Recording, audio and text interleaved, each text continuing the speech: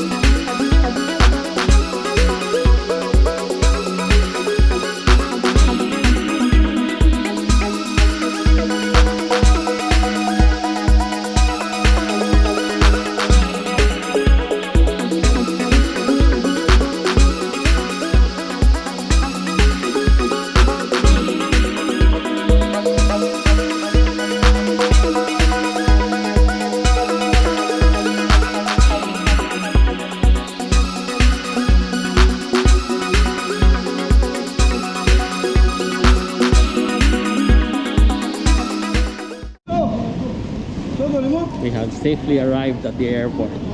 Hopefully the check-in will be very smooth.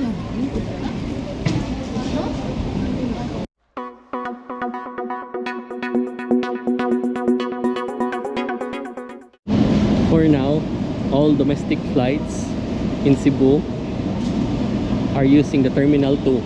Before, this was the international departures, but for now, it is being used for domestic departures.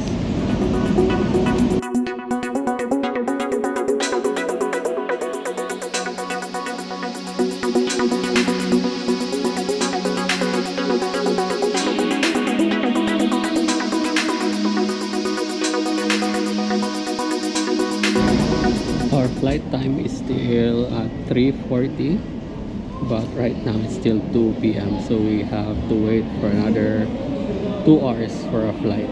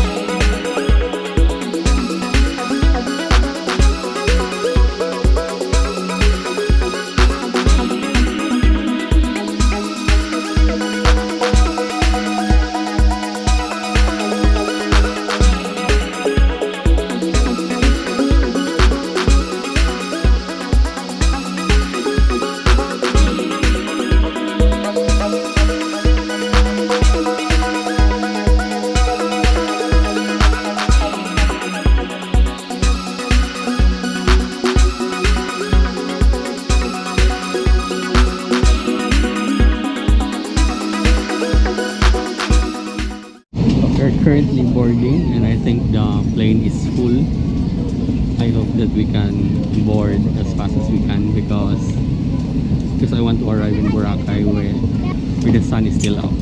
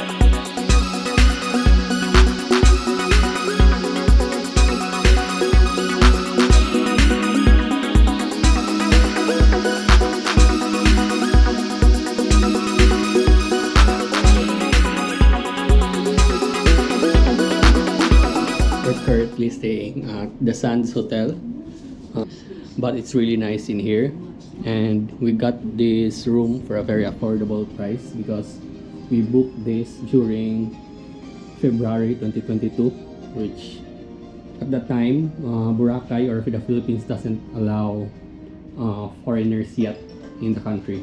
That's why I got this room for a very reasonable price.